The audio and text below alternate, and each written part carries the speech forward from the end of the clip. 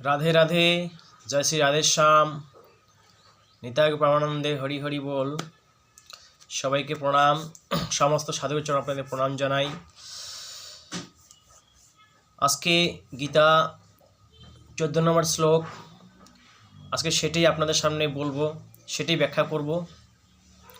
आपनारा श्रवण करुन।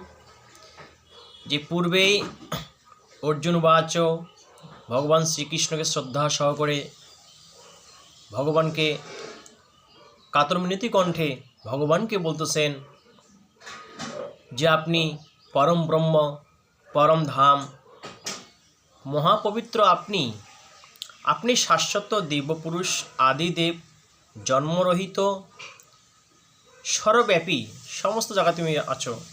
এই রূপে সকল ঋষি দেবর্ষি নারদ সবই তোমার স্বরূপ, তুমি আমাকেই বলেছ।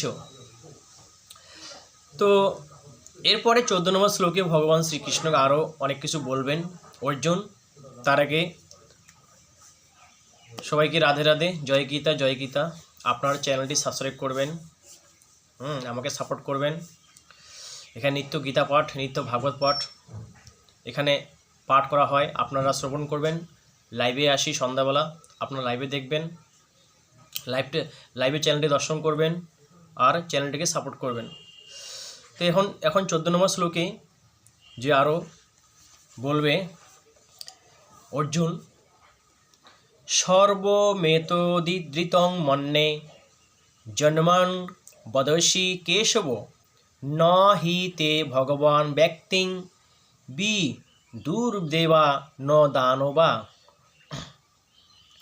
অর্থাৎ হে কেশব, আপনি আমাকে যা বলেছেন তা সব আমি সত্য বলে মানি। হে ভগবান, দেবতা বা দানব কেউ আপনার প্রকট হওয়ার তাৎপর্য জানেন না।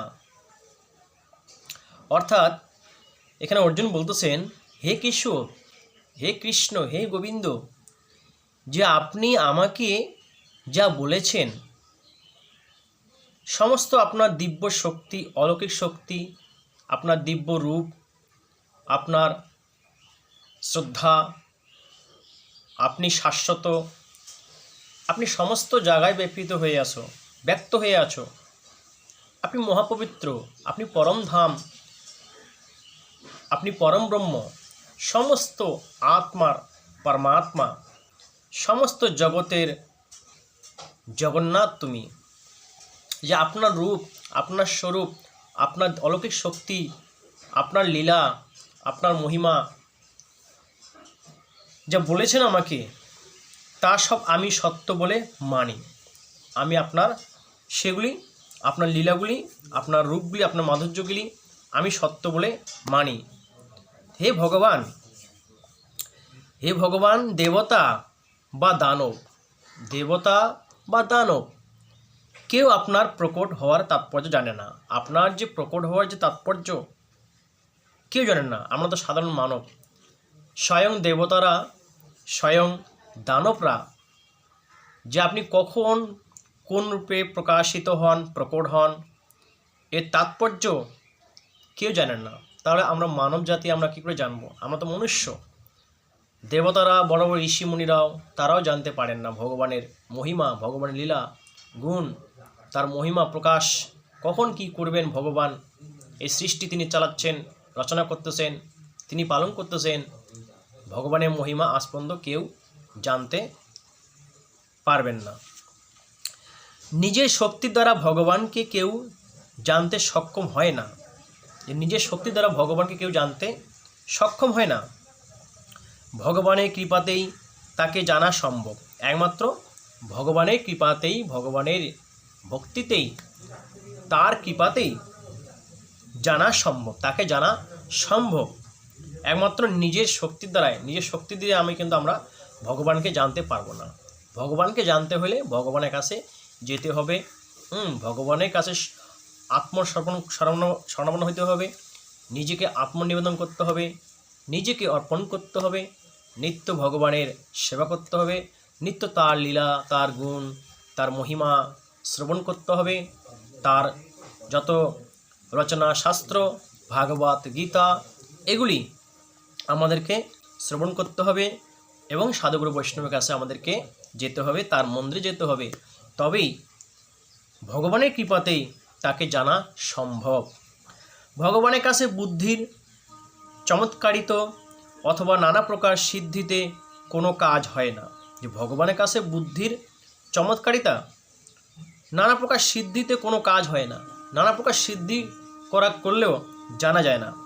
একমাত্র কত রকম সিদ্ধি, কত রকম কর্ম আছে, কত রকম তপস্যা সাধনা আছে, নানা প্রকার তপস্যার কারণেও সিদ্ধি জানা হয় না। অতি বড় ভৌতিক আবিষ্কার দ্বারাও কেউ ভগবানকে জানতে সক্ষম হয় না। অতি বড় ভৌতিক যদি আবিষ্কার থাকে, কোনো যন্ত্র, কোনো বৈজ্ঞানিক কোনো যন্ত্র দিয়ে ভগবানকে জানা যায় না।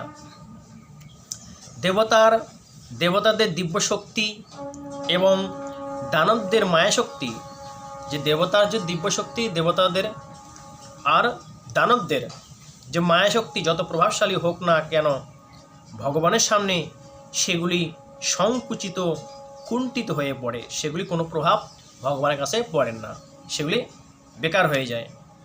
তো ভগবানের যে দিব্য শক্তি জানার ক্ষমতা এই জগতে কারো নাই। দেবতাদের বা দানবদের মায়া শক্তি দ্বারা ভগবানকে প্রভাবশালী করতে পারেন না, সেগুলি নষ্ট হয়ে যায়, কুণ্ঠিত হয়ে যায়, সংকুচিত হয়ে যায়, বেকার হয়ে যায়। ভগবানের কাছে সব কিছু বেকার হয়ে যায়।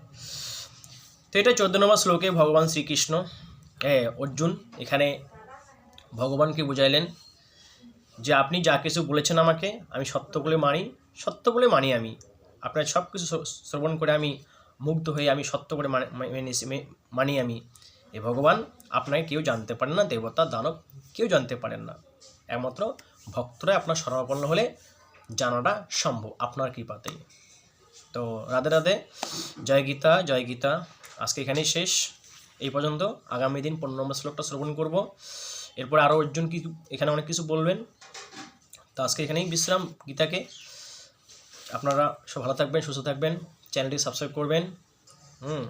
এই বলে আজকে এখানেই শেষ করি। গীতা এখানেই শেষ, আজকে এখানেই বিশ্রাম।